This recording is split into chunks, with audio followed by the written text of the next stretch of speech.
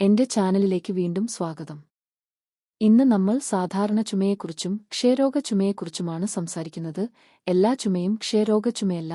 ക്ഷയരോഗ ചുമയുടെ ലക്ഷണങ്ങൾ എന്തൊക്കെയാണെന്ന് നോക്കാം. ടിബി ആണോ എന്ന് ഉറപ്പാക്കാൻ ചില ലക്ഷണങ്ങൾ നോക്കാം. കുപ്പിപ്പിടുത്തം 2 ആഴ്ചയിൽ കൂടുതൽ. ചുമയോടൊപ്പം രക്തം വരിക.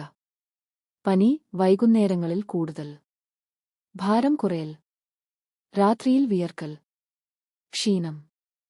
ഇതിൽ ഏതെങ്കിലും ഉണ്ടെങ്കിൽ ഡോക്ടറെ കാണിച്ച് ചെസ്റ്റ് എക്സ്റേ, സ്ഫുടം ടെസ്റ്റ്, ഒകവജവബള്ള ബ്ലഡ് ടെസ്റ്റ് എന്നിവ ചെയ്യണം. ടിബി ഉറപ്പാക്കാൻ ചെസ്റ്റ് എക്സ്റേ, സ്ഫുടം ടെസ്റ്റ് 2 തവണ, മാൻഡക്സ് ടെസ്റ്റ്, ബ്ലഡ് ടെസ്റ്റ്. ഡോക്ടറുടെ നിർദ്ദേശം അനുസരിച്ച് മരുന്ന് കഴിക്കണം. ടിബി പൂർണ്ണമായി സുഖപ്പെടുത്താം. ടിബി ചികിത്സ 6-9 മാസത്തെ മരുന്ന് കോഴ്സ്. ഡോക്ടറുടെ നിർദ്ദേശം അനുസരിച്ച് മരുന്ന് കഴിക്കണം. മരുന്ന് പതിവായി കഴിക്കണം. ചികിത്സ പൂർത്തിയാക്കണം. ടിബി വരാതിരിക്കാൻ ബിസിജി വാക്സിൻ. മാസ്ക് ഉപയോഗിക്കുക. വൃത്തിയായി ഇരിക്കുക. പോഷകാഹാരം കഴിക്കുക. വീഡിയോ ഇഷ്ടപ്പെട്ടെങ്കിൽ ലൈക്ക് ചെയ്യുക, ഷെയർ ചെയ്യുക, സബ്സ്ക്രൈബ് ചെയ്യുക. എപ്പോഴും സന്തോഷത്തോടെയും ആരോഗ്യത്തോടെയും ഇരിക്കുക. നന്ദി.